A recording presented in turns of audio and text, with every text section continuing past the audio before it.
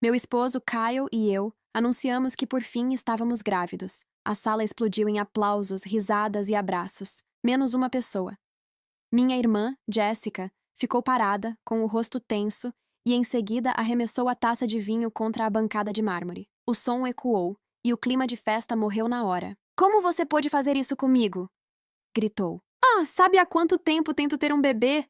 Era para eu ser a primeira. Mamãe tentou acalmar as coisas, dizendo que Jéssica tinha apenas 19 anos e ainda tinha tempo para isso, mas ela não quis ouvir. Pegou a bolsa, fazendo drama, e saiu gritando que, se eu não resolvesse a gravidez em uma semana, chamaria a polícia. Na manhã seguinte, antes mesmo de eu tomar café, Jéssica apareceu na nossa porta. Ela empurrou uma pilha de papéis contra o peito de Kyle. Ele ainda estava de pijama, sem entender nada. Escolham um, já fiz as marcações, disse com um sorriso amargo. Eram panfletos de clínicas de aborto. Kyle rasgou os papéis sem dizer uma palavra. Jessica pegou o telefone, furiosa, e começou a ligar para a família inteira, gritando que todos precisavam intervir antes que eu destruísse tudo. No domingo, a casa da minha mãe estava lotada, 23 parentes sentados na sala, enquanto Jessica, em pé na frente da lareira, fazia uma apresentação com slides. Sim, ela montou um PowerPoint, explicando por que eu estava arruinando a vida dela. Meu tio David, que é advogado, acabou interrompendo. Disse que não existia nenhuma lei que obrigasse alguém a interromper uma gravidez só porque outra pessoa queria engravidar primeiro. Jéssica chorava, tremendo, dizendo que se eu não desistisse do bebê até segunda, nunca mais falaria conosco. E nós apenas deixamos ela se queimar sozinha. Um por um, todos disseram: boa sorte com isso. Ela saiu batendo a porta, chorando, e desapareceu da nossa vida por meses. 7 meses depois, no meu chá de bebê, a porta se abriu com um estrondo. Jéssica apareceu, com uma barriga enorme e uma camiseta que dizia: primeiro neto a caminho. Todo mundo ficou em silêncio. Mamãe deixou o bolo cair. Surpresa! Anunciou ela, girando para mostrar a barriga. Engravidei logo depois daquela reunião ridícula. Faltam 10 semanas para o parto. Ninguém reagiu. Eu apenas sorri e disse num tom calmo que meu bebê chegaria em 8 semanas. O rosto dela ficou vermelho. Jéssica se aproximou, apertou meu braço e sussurrou: não importa a data. O meu vai nascer primeiro. Pode anotar. Saiu antes que alguém dissesse algo. Kyle trancou a porta e, quando todos foram embora, subimos para o quarto em silêncio. Eu tentava entender o que tinha acabado de acontecer. Sua irmã perdeu o juízo, disse Kyle, tirando os sapatos. Ela não pode controlar o nascimento de um bebê. Você não conhece Jessica, respondi, passando a mão na barriga. Ela sempre dá um jeito de conseguir o que quer. Não consegui dormir naquela noite. Fiquei pensando no olhar dela, naquela mistura de inveja e raiva. Era mais que ciúme. Era obsessão. Por volta das 3 da manhã, meu celular vibrou. Uma mensagem de um número desconhecido. Achei que você deveria saber o que sua irmã anda fazendo. Junto, veio uma foto de Jéssica em uma farmácia, segurando algumas caixas. Logo depois, outra mensagem. Ela está comprando remédios para induzir o parto. Sem receita. Toda semana. Assinava. Melissa. Trabalhei com ela há 2 anos. Senti o estômago se revirar. Acordei Kyle e mostrei as mensagens. Ele ficou pálido. Isso é perigoso, Grace. Pode matar o bebê ou ela mesma. Na manhã seguinte, fui até a casa da minha mãe. Jessica estava lá, deitada no sofá, cercada de travesseiros, enquanto mamãe preparava chá e ajeitava cobertores como se ela fosse uma rainha. Preciso falar com você, mãe. Sozinhas. Jéssica se levantou na hora. Se é sobre mim, pode falar na minha frente. Tudo bem. Tirei o celular do bolso. Então olha isso. Mostrei as fotos. Jéssica em diferentes farmácias, lendo fóruns na internet, trocando mensagens sobre dosagens. Mamãe olhou as imagens com uma calma assustadora. E o que você quer que eu faça com isso? Que a impeça. Ela tá colocando o bebê em risco. Jéssica arrancou o celular da minha mão. Você tá me espionando? Não. As pessoas estão vendo o que você faz e estão preocupadas. Mamãe respirou fundo. Grace, isso é invasão de privacidade. Apaga essas fotos agora. Você tá falando sério? Perguntei, sem acreditar. Ela tá colocando a vida do bebê em risco e você tá do lado dela? Mamãe cruzou os braços. É o corpo dela. O bebê é problema dela. Jéssica sorriu, satisfeita, como se tivesse vencido. E naquele instante, eu percebi que, para minha mãe, não importava quem estivesse certa. Ela sempre escolheria o drama. Saí daquela casa tremendo. No carro, contei tudo para Kyle. Ele respirou fundo e disse: A partir de agora, vamos guardar tudo: fotos, mensagens, provas. Se algo acontecer, ninguém vai culpar você. E foi nesse momento que eu entendi. Aquilo não era mais só ciúme, era o início de algo perigoso. Nas semanas seguintes, Melissa continuou me mandando mensagens, fotos, prints, vídeos curtos, tudo mostrando Jessica comprando mais caixas, visitando farmácias diferentes, entrando e saindo de clínicas pequenas. Ela parecia obcecada. Em uma das imagens, estava sentada no carro, mexendo no celular. A legenda dizia: procurando métodos naturais para acelerar o parto. Cada vez que via algo novo, meu peito apertava. Eu tentava me convencer de que talvez fosse exagero, mas as provas falavam por si. Jessica estava determinada a forçar o nascimento antes da hora. Kyle insistiu para que eu conversasse de novo com mamãe, mas eu já sabia o que me esperava. Mesmo assim, fui. Bati na porta com as mãos suando. Mamãe abriu com aquele olhar cansado, mas frio. Jessica estava sentada no sofá, sorrindo, com uma xícara de chá nas mãos. Ela parecia feliz, o que era ainda mais assustador. Mãe, preciso falar com você. Sobre o quê? Perguntou, sem me encarar. Sobre a Jéssica. Ela tá comprando remédios perigosos. Isso pode matar o bebê. Jéssica riu. Você tá inventando de novo, Grace. Sempre tentando me fazer parecer louca. Tenho provas. Tirei o celular e mostrei algumas mensagens. Mamãe olhou rapidamente e balançou a cabeça. Você precisa parar com essa paranoia. Ela está bem. Ela não está bem. Você acha normal alguém querer provocar o próprio parto com 32 semanas? Jéssica levantou-se de repente, o rosto transformado em raiva pura. Você sempre se mete onde não é chamada, porque alguém precisa te impedir antes que algo ruim aconteça. Mamãe bateu a mão na mesa. Chega, eu não vou tolerar esse tipo de drama na minha casa. As duas pra fora. Pra fora? Perguntei incrédula. Eu vim aqui pra ajudar. Você veio causar confusão, Grace. Vai embora. Saí tremendo. O ar parecia pesado. No carro, Kyle me esperava com uma expressão de quem já sabia o que eu iria dizer. Ela te expulsou, né? As duas. Disse que eu estava causando problemas. Ele balançou a cabeça devagar. Então agora é com a gente. Vamos documentar tudo. Se ela continuar comprando remédios, vamos direto ao hospital quando algo acontecer. Eu sabia que ele estava certo. E no fundo também sabia que seria questão de tempo. Durante as semanas seguintes, Melissa me mantinha atualizada. Jessica comprava medicamentos quase toda sexta. Também tentava marcar consultas em clínicas duvidosas, implorando para que alguém adiantasse o parto. Nenhum médico aceitava. Até que, uma madrugada, recebi uma mensagem diferente. Era um vídeo. Jessica conversando com uma mulher mais velha por chamada de vídeo. A mulher dizia: não se preocupe. Muitas mães fazem isso. Basta seguir as instruções e tudo vai correr bem. Melissa explicou que aquela mulher era uma parteira que atendia online. Jessica tinha pago $500 por uma consulta para aprender a se induzir em casa. Mostrei o vídeo para Kyle. Ela vai tentar fazer isso sozinha, murmurei. Tem que avisar alguém. Avisar quem? Ninguém me ouve. Nem minha mãe. Ele suspirou. Então nos resta esperar.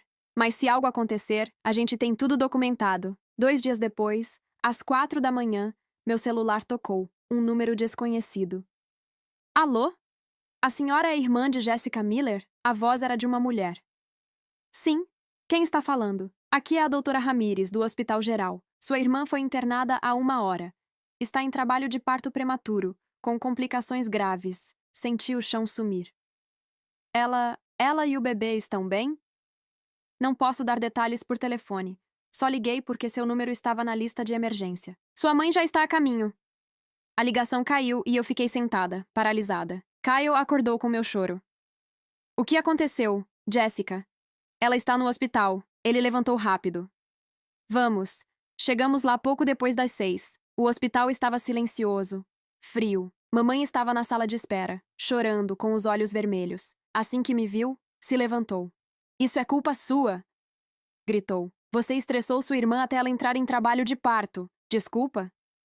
Perguntei sem acreditar. Você foi até minha casa. Mostrou aquelas fotos horrorosas. Acusou ela de coisas absurdas. Agora olha o resultado. Uma enfermeira se aproximou. Família de Jessica Miller, por favor. Fomos levados a uma sala pequena. Sua irmã está estável, disse a enfermeira, mas o bebê nasceu prematuro. Está na UTI neonatal. Mamãe levou a mão ao peito. Ele vai sobreviver? Ainda não sabemos. Os pulmões não estão totalmente formados. Ele pesa pouco mais de 2 quilos. As próximas 72 horas são decisivas. Eu tentei respirar fundo. O que causou o parto prematuro? A enfermeira hesitou antes de responder. Encontramos níveis altos de misoprostol no sangue dela. É um medicamento usado para induzir o parto. Sabem se ela estava tomando algo? Peguei meu celular. Ela estava comprando isso há semanas. Mostrei as fotos e mensagens. A enfermeira anotou tudo. Obrigada. Isso vai ajudar no tratamento. Assim que ela saiu, mamãe me olhou com puro ódio. Você mostrou aquelas fotos para a enfermeira? Tá tentando colocar sua irmã em apuros? Estou tentando salvar o bebê, mãe. Os médicos precisam saber o que ela tomou para poder ajudar. Você só quer vê-la sofrer. Kyle interveio. Com todo respeito, senhora. Sua filha quase matou o próprio filho por causa de uma competição absurda. Grace tentou alertar vocês e ninguém ouviu. Mamãe ficou em pé, gritando. Fora daqui. Os dois. Não quero ver vocês perto da minha filha. Com prazer, respondi. Mas quando esse bebê precisar de ajuda, não venha bater na nossa porta. Saímos. No estacionamento, o peso caiu sobre mim. Chorei no ombro de Kyle. Por que minha família me odeia tanto? Eles não te odeiam. Só estão doentes demais para enxergar a verdade. 3 dias depois, meu tio David me ligou. O bebê está estável, mas vai precisar ficar no hospital por meses. E o seguro da Jéssica não cobre tudo. Sua mãe acha que você deveria ajudar financeiramente. Eu ri, sem humor. Claro. Agora a culpa é minha e o boleto também. Ela disse que é sua responsabilidade como irmã mais velha. Então diga a ela que não vou pagar um centavo. Desliguei. Kyle me olhou. E aí? Querem que a gente pague os gastos médicos. Mas não vou fazer isso. Jéssica precisa aprender que escolhas têm consequências. Ele assentiu devagar. Então a gente segue com a nossa vida. Exato. Vamos focar no nosso bebê. Naquela noite, senti pela primeira vez o chute forte da minha filha. E entendi o quanto queria proteger aquele pequeno ser de tudo, inclusive da minha própria família. 2 semanas depois, dei à luz a minha filha. Foi um parto tranquilo, cercado de calma e amor. Kyle ficou ao meu lado o tempo todo, segurando minha mão. Quando colocaram aquele pequeno ser nos meus braços, tudo ao redor desapareceu. Nada mais importava. Ela era perfeita. Kyle chorava enquanto dizia que nunca tinha sentido algo tão forte. Eu também chorava, mas por outro motivo. Porque, pela primeira vez, eu me sentia livre da sombra da minha família. Não chamamos ninguém do meu lado da família. Nem mamãe, nem Jéssica. Apenas os amigos mais próximos e o pai de Kyle. Foi simples, silencioso e perfeito. No dia seguinte, ainda no hospital, enquanto eu amamentava, bateram na porta. Achei que fosse uma enfermeira. Mas quando olhei, meu coração travou. Jéssica estava ali, com o bebê nos braços. Ele era minúsculo, ligado a um monitor portátil e uma sonda nasal. Vim só para te lembrar que, tecnicamente, eu dei à luz primeiro, disse, sem emoção, como se aquilo fosse algo importante. Demorei alguns segundos para entender o que ela estava dizendo. Você veio até o hospital onde eu acabei de parir para dizer isso? Sim, quero que todos saibam que o meu filho nasceu antes. O primeiro neto é o meu. Kyle se levantou imediatamente. Saia daqui agora. Não, quero que ela reconheça a verdade. Pode ser que o bebê dela seja mais saudável, mas o meu nasceu antes. Isso é o que importa. Uma enfermeira entrou apressada. Senhorita, não pode trazer um bebê da UTI para esta ala. Jéssica nem reagiu. Só vim dizer a verdade. Olhei para ela, cansada. A verdade, Jéssica, é que você quase matou seu filho para provar um ponto. Isso é o que todos deveriam saber. Os olhos dela se encheram de lágrimas. Você sempre me faz sentir menor. Sempre. Não, Jess. Você mesma faz isso com você. Eu só vivi minha vida. Ela virou as costas e saiu sem dizer mais nada. A enfermeira pediu desculpas, trancou a porta e me deixou sozinha com Kyle e a bebê. Você tá bem? Ele perguntou, tocando meu ombro. Sim. Acho que pela primeira vez eu entendo que não posso salvar ninguém, só proteger nossa filha. Enquanto a observava dormir, senti algo dentro de mim mudar. Não era raiva, era certeza. Jéssica estava além do meu alcance. Nos dias seguintes, voltei para casa focada em cuidar da bebê, mas a tranquilidade durou pouco. 3 semanas depois, recebi uma ligação do hospital. Uma assistente social queria conversar sobre o caso do bebê de Jéssica. As despesas médicas já passam de $200.000, disse ela. Sua irmã não tem como pagar e o hospital pode acionar os serviços sociais. Respirei fundo. Façam o que tiverem que fazer. Eu não sou responsável por ela. Entendemos, senhora. Só queríamos informá-la, já que seu nome ainda consta na ficha de contato familiar. Desliguei. Quando contei para Kyle, ele apenas balançou a cabeça. De novo tentando jogar o peso em você. Mas dessa vez não vou carregar. Naquela noite, mamãe apareceu na nossa porta. Eu já imaginava o motivo. Não vou entrar, disse ela chorando. Só quero conversar. Diga daqui. Ela segurava o celular mostrando uma foto do bebê de Jéssica dentro da incubadora. Olha para ele, Grace. É tão pequeno, tão frágil. Como você pode virar as costas? Porque não fui eu quem o colocou nessa situação. Sua irmã cometeu um erro, mas o bebê é inocente. E é por isso que está no hospital recebendo o cuidado que precisa. Eu não vou sustentar a irresponsabilidade dela. Kyle ganha bem. Vocês podem ajudar. Podemos, mas não vamos. Não é nossa obrigação consertar o que vocês estragaram. Mamãe chorava, dizendo que eu era cruel, que tinha coração de pedra. Você sempre foi egoísta, Grace. Desde criança. E você sempre escolheu fingir que Jéssica era uma vítima. Agora vive com as consequências disso. Fechei a porta e fiquei parada, escutando ela chorar do lado de fora. Por mais duro que fosse, senti paz. Eu não devia mais nada àquela mulher. 2 dias depois, meu tio David ligou novamente. Fernando, o pai do bebê da Jéssica, apareceu. Ele quer lutar pela custódia. Diz que ela admitiu aos médicos que tomou os medicamentos por conta própria. E ele tem provas? Tem. Tudo documentado. Ele quer que você testemunhe. Eu testemunharei. O bebê precisa de alguém que o proteja. Naquela mesma tarde, Fernando me ligou. Sua voz era firme, mas cansada. Obrigado por concordar em me ajudar. Preciso que conte tudo o que aconteceu desde o início. Falei de cada detalhe.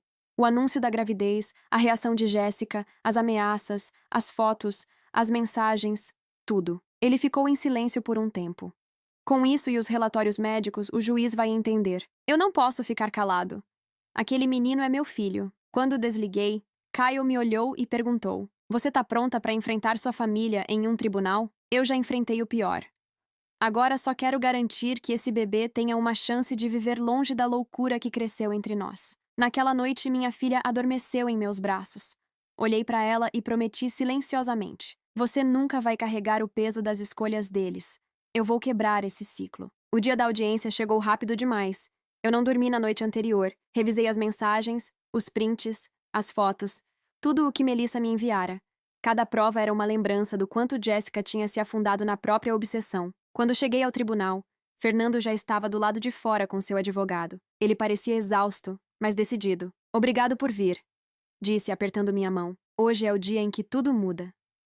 Lá dentro, o ambiente era frio. Jéssica estava sentada ao lado da nossa mãe. O rosto dela parecia pálido, o olhar vazio, mas ainda havia raiva ali, escondida. Mamãe nem olhou na minha direção. O juiz, uma mulher de expressão séria e voz firme, iniciou a sessão. Senhor Ruiz, apresente seu caso. O advogado de Fernando começou exibindo os relatórios médicos, os níveis de misoprostol, os exames de sangue, as anotações da equipe que a atendeu na emergência. Depois, mostrou as capturas de tela com mensagens de Jéssica, onde ela mesma dizia que faria o bebê nascer antes, nem que fosse na marra. Mamãe abaixou a cabeça. Jéssica tentava conter as lágrimas. Chamaremos agora a senhora Grace Miller, anunciou o juiz.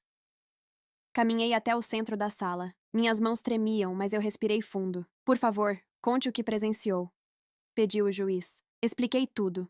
Desde o dia do anúncio da minha gravidez até o momento em que Jéssica apareceu no hospital. Contei sobre as ameaças, as fotos, as mensagens. Mostrei as provas no meu celular. Sua irmã a ameaçou diretamente? Sim. Diante de 23 pessoas, ela disse que faria o bebê dela nascer primeiro, custasse o que custasse. E você tentou alertar alguém? Sim, fui até a casa da minha mãe, mostrei as fotos, implorei para que fizesse algo. Fui expulsa de lá. A juíza analisou cada imagem com atenção, fez anotações e, depois de alguns minutos, ergueu o olhar. Isso é suficiente. Pode se sentar, senhora Miller. Obrigada pela honestidade. Voltei para o meu lugar, com o coração disparado. Jéssica me olhou com lágrimas caindo, mas não parecia arrependida. Era raiva, pura e silenciosa. O advogado dela tentou argumentar que Jéssica agiu sob forte estresse emocional, que a pressão da família e a competição com a irmã a levaram a cometer erros. A juíza ergueu a mão, interrompendo. Erros? A senhora Miller colocou a vida do próprio filho em risco. Isso não é um erro. É negligência grave. Mamãe se levantou. Meritíssima, por favor. Minha filha precisa de ajuda, não de castigo. Silêncio. Ou terei que retirá-la da sala. Mamãe se sentou chorando. A juíza respirou fundo e, com voz firme, declarou: a custódia temporária será concedida ao pai, Sr. Fernando Ruiz. A mãe terá direito a visitas supervisionadas uma vez por semana. Também determino avaliação psicológica obrigatória. Se em 6 meses os relatórios forem positivos, revisaremos o caso. O som do martelo ecoou pela sala. Jéssica desabou soluçando. Mamãe a abraçou como se o mundo tivesse acabado. Fernando me olhou com os olhos marejados. Obrigado. Cuide bem dele, respondi. Saí da corte e encontrei Kyle me esperando no carro, segurando nossa filha no colo. E então? Fernando conseguiu a custódia. O bebê vai ficar bem. E você, como se sente? Aliviada, mas esgotada. Naquela noite, enquanto colocava minha filha para dormir, recebi uma enxurrada de mensagens da minha mãe. 20, talvez 30. Todas diziam a mesma coisa. Você destruiu a vida da sua irmã. É uma traidora. Nunca mais quero te ver. Apaguei todas. Bloqueei o número. Kyle me abraçou no sofá. Fez o que era certo, eu sei. Mas é triste perceber que, para salvar uma criança, precisei perder minha família. Ele beijou minha testa. Talvez nunca tenha sido uma perda. Talvez só tenha se libertado. Nos meses seguintes, o silêncio tomou conta da minha vida. E eu o acolhi. Nenhuma ligação, nenhuma visita, nenhuma notícia. Era como se o lado materno da família tivesse evaporado. Até que 2 meses depois, o hospital me ligou novamente. Senhora Miller, sua irmã deve $240.000. Como seu nome ainda consta como contato de emergência, estamos tentando confirmar se a senhora está ciente. Estou, mas não sou responsável por nada disso. Compreendido. Vamos encaminhar o caso para cobrança. Desliguei e respirei fundo. Mal guardei o celular. E Kyle perguntou, de novo? Querem que eu pague a conta da Jéssica. E vai. Não. Chega. Cada um paga pelo que faz. 3 dias depois, mamãe voltou. Dessa vez, sem avisar. Bateu na porta e, antes que eu dissesse qualquer coisa, entrou. Preciso de dinheiro. Disse direto. Não. O bebê é seu sobrinho, Grace. Ele vai perder o tratamento se você não ajudar. As dívidas não caem sobre o bebê, mãe. Elas são dela. E ela causou tudo isso. Ela perdeu o emprego. Está deprimida. Você não tem coração? E por que ela perdeu o emprego, mãe? Porque quis ganhar de mim. Mamãe ficou em silêncio. Você testemunhou contra sua própria irmã. Ela nunca vai se recuperar disso. Eu disse a verdade. Foi o juiz quem decidiu. E eu não me arrependo. Ela ficou em pé gritando. Sempre tão fria, sempre achando que é melhor do que todos nós. Não sou melhor. Só aprendi a parar de consertar quem não quer ser salvo. Mamãe me olhou como se não me reconhecesse. Então agora você não tem mais mãe? Talvez eu nunca tenha tido uma. Ela saiu batendo a porta. O som ecoou pela casa, mas pela primeira vez, não doeu. Kyle desceu as escadas com nossa filha no colo. Tá tudo bem? Tá. Fechei uma porta que devia ter fechado há anos. Naquela noite, deitada ao lado deles, senti algo diferente. Não era culpa. Era paz. Paz por finalmente ter escolhido a mim mesma e a família que eu construí. 6 meses se passaram desde a audiência.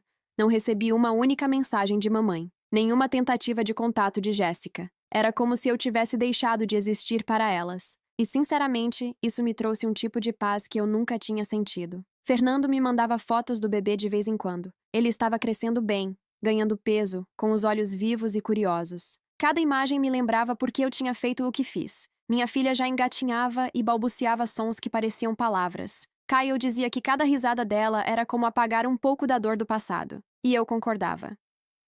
No aniversário de 6 meses da nossa filha, fizemos uma festinha pequena. Só amigos próximos, bolo simples, balões coloridos. Nada de drama, nada de barulho. Foi perfeito. Mas a calmaria não durou.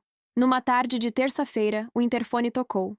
Era Jéssica. Por um segundo, pensei em fingir que não estava em casa. Mas algo dentro de mim disse para ouvir o que ela tinha a dizer. Abri a porta. Ela estava diferente. Mais magra, o cabelo preso de forma simples. Sem maquiagem. Tinha olheiras profundas. Mas o olhar não era mais de raiva. Parecia cansado, humano. Posso entrar? Perguntou num tom baixo. 5 minutos, respondi. Ela entrou devagar, como quem pisa em terreno desconhecido. Não se sentou, apenas ficou ali, com as mãos unidas. Minha terapeuta pediu para eu vir. Começou. Disse que eu precisava me desculpar com você pessoalmente. Então é uma obrigação? Era, mas agora, acho que é mais do que isso. Ela respirou fundo. Passei meses em terapia, 4 vezes por semana. Tive que encarar tudo o que fiz. E pela primeira vez, enxerguei o tamanho do estrago. Fiquei em silêncio. Ela continuou. Eu destruí a minha vida tentando competir com a sua. Sempre achei que precisava ser a primeira em tudo. Mamãe me criou acreditando nisso. Eu não sabia ser diferente. Nada disso justifica o que você fez. Falei, sem alterar o tom. Eu sei, respondeu ela. Mas precisava que você soubesse que estou tentando mudar, que reconheço cada erro. E o seu filho? Está bem. Fernando tem a guarda compartilhada agora. Eu tenho 2 dias por semana com ele. Supervisionados ainda, mas estou melhorando. A juíza disse que, se continuar assim, em breve terei finais de semana completos. Ela sorriu de leve.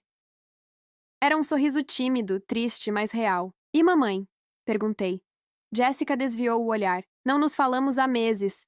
Ela diz que os terapeutas lavaram meu cérebro. Disse que não acredita em tratamento psicológico, que eu devia ter fé. Não ajuda. Suspirei. Isso soa como ela. Eu disse que se ela não respeitasse meu tratamento, não veria o neto. Então ela me bloqueou. Fiquei olhando para ela, tentando entender se aquela calma era verdadeira. Jéssica parecia outra pessoa, ainda quebrada, mas tentando se juntar de novo. Não espero que me perdoe, ela disse, mas queria que soubesse que estou mudando. Não por você, nem por Fernando, mas pelo meu filho e por mim. Ela se levantou, pronta para ir embora. Antes de abrir a porta, olhou para mim e murmurou: Sua filha é linda. Você é uma boa mãe. Um dia, espero ser também. E foi embora. Fiquei parada, olhando a porta fechada. Não senti raiva, nem alívio. Apenas algo novo, talvez compaixão. Naquela noite contei tudo para Kyle. Você acredita que ela mudou? Perguntou. Não sei, mas pela primeira vez, acredito que quer mudar. Ele me abraçou, e eu percebi que parte de mim queria acreditar nisso também. 2 dias depois, recebi uma mensagem de Jéssica. Mamãe vai até sua casa. Disse que quer conhecer sua filha. Eu tentei impedi-la, mas ela não me ouviu. Tranque as portas. Meu coração disparou. Caio estava no trabalho, e eu sozinha com a bebê. Tranquei tudo. Poucos minutos depois, o som da campainha ecoou. Era mamãe. Golpeava a porta com força, chamando meu nome. Grace! Sei que está aí. Tenho o direito de conhecer minha neta. Peguei o celular e abri a câmera de segurança. Ela estava com uma sacola de presentes nas mãos, o rosto chorando. Só quero vê-la 5 minutos! Gritava. Abri a janela do 2º andar. Vai embora, mãe. Não vai entrar. Ela ergueu o rosto, as lágrimas escorrendo. Como pode ser tão cruel? Você perdeu o direito de estar aqui quando defendeu quem quase matou um bebê. Jéssica errou, mas está mudando. E você? Mudou? Ela ficou em silêncio. Você acha que eu falhei como mãe? Eu não acho, mãe. Eu sei. Fechei a janela. Ela ficou chorando na calçada por uns 10 minutos. Depois foi embora. Naquela noite, recebi uma mensagem do meu tio David. Sua mãe está arrasada. Disse que você a expulsou de casa. Respondi. Ela me expulsou da vida dela faz tempo. Só não percebeu. Depois disso, o telefone ficou em silêncio. E eu finalmente pude respirar. As semanas seguintes foram tranquilas. Ou pelo menos pareciam ser. Eu evitava redes sociais, não postava fotos da minha filha, não compartilhava nada da nossa rotina. Não queria dar nenhuma brecha para minha mãe descobrir onde estávamos ou usar algo contra mim. Mas paz, na minha família, nunca durava muito. Um dia, enquanto Kyle trabalhava, recebi uma ligação da creche da minha filha. Senhora Miller, uma mulher esteve aqui mais cedo dizendo ser a avó da Emma. Queria buscá-la. Meu corpo gelou. Ela conseguiu vê-la? Não.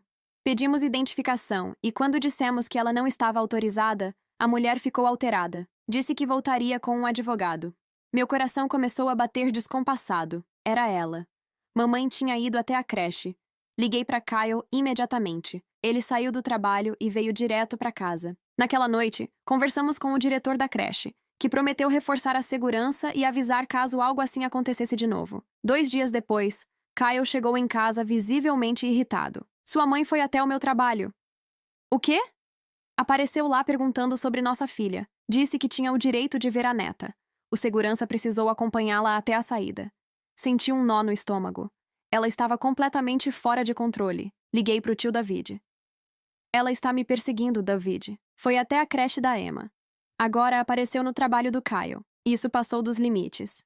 Ele suspirou. Ela só quer ver a neta, Grace. Está desesperada. Desesperada por controle, você quer dizer. Houve um silêncio longo do outro lado da linha. Você sempre foi dura com ela. E você sempre ficou em cima do muro. Desliguei. Não havia mais ninguém naquele lado da família em quem eu pudesse confiar. 2 dias depois, chegou uma carta registrada. Mamãe estava me processando. Pedia direitos de visita como avó. Senti as mãos tremerem enquanto lia. Kyle pegou o papel e franziu a testa. Ela não pode fazer isso, pode? Aparentemente pode tentar.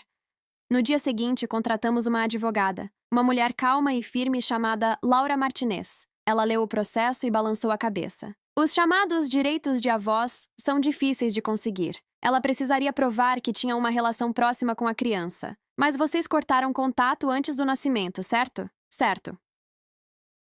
Então o caso dela é fraco. Mesmo assim, teremos que comparecer à audiência. Quanto vai custar isso? Perguntou Kyle. Entre 5 e 10 mil dólares, dependendo da duração. Senti uma mistura de raiva e cansaço. Minha própria mãe me obrigava a gastar milhares de dólares só porque não aceitava ouvir um não. Naquela noite, recebi uma ligação inesperada. Era Jéssica. Mãe te processou? Perguntou direto. Sim, sinto muito. Tentei fazê-la desistir, mas ela não me escuta. Disse que você está tentando apagar nossa família da vida da Emma. Eu só tô tentando protegê-la. Eu sei, e sinceramente você tá certa. Fiquei em silêncio. Ela precisa de terapia mais do que eu algum dia precisei, Jéssica completou. Mas nunca vai admitir. Antes de desligar, ela disse algo que ficou ecoando na minha cabeça. Não importa o que aconteça, você está fazendo o que eu devia ter feito há muito tempo, colocar limites. 3 semanas depois, a audiência aconteceu. Mamãe chegou acompanhada de um advogado. Usava um vestido preto e uma expressão de mártir. Laura, minha advogada, apresentou tudo: as mensagens, as tentativas de invasão, os episódios na creche e no trabalho do Kyle. Também anexou prints das vezes em que mamãe me expulsou, ignorou meus avisos sobre Jéssica e defendeu comportamentos perigosos. O advogado dela tentou argumentar que mamãe era uma avó amorosa e que o afastamento da neta lhe causava sofrimento emocional. A juíza olhou por cima dos óculos e perguntou: a senhora já viu a criança alguma vez? Mamãe hesitou. Não, meritíssima. Teve contato com a filha durante a gestação? Tivemos algumas divergências. A juíza folheou os documentos. Segundo as mensagens, a senhora expulsou a filha de casa quando ela tentou alertá-la sobre comportamento perigoso da irmã, correto? Ela exagerou as coisas. E também consta aqui que apoiou a filha que quase provocou o próprio parto prematuro, certo? Silêncio. A juíza pousou a caneta. Não há base legal para este pedido. A petição é indeferida. O som do martelo ecoou. Mamãe começou a chorar alto. Ela está me roubando da minha família. A juíza apenas pediu que o segurança a acompanhasse até a saída. Saímos da sala com um peso enorme tirado dos ombros. Kylo me abraçou no corredor. Acabou. Sim, respondi, com os olhos marejados. Dessa vez, de verdade. Naquela noite, apaguei o número da minha mãe de todos os lugares. Bloqueei cada parente que ainda insistia em me mandar mensagens. Foi estranho. Como se eu tivesse oficializado um luto, mas ao mesmo tempo era libertador. Minha família agora era Kyle e Emma, e isso bastava. 1 ano se passou desde aquela audiência. Emma começou a andar, a falar pequenas palavras, a rir de coisas simples. Cada passo dela era uma lembrança de que eu fiz a escolha certa. Um sábado de manhã, recebi uma mensagem inesperada. Era Jéssica. Podemos nos encontrar? Tenho algo importante para te contar. Pensei 2 vezes, mas aceitei. Marcamos na cafeteria onde costumávamos ir quando éramos adolescentes. Ela já estava lá quando cheguei. O cabelo mais curto, um semblante calmo. Quando me viu, sorriu de leve. Consegui a custódia compartilhada definitiva, disse, antes mesmo de eu sentar. Meu terapeuta me deu alta.